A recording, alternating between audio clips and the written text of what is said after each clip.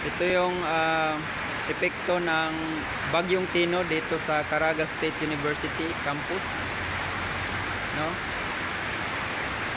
Lapit na maglandfall pero halos puno na itong kanal dito na hindi ko naman nakikita na ganito yung tubig, no? Malapit nang umapaw. So yan.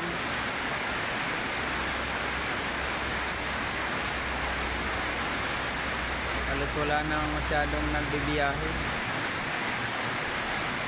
Mahangin, no? Mahangin kunti dito sa Ampayon, Butuan City, Agusan del Norte. So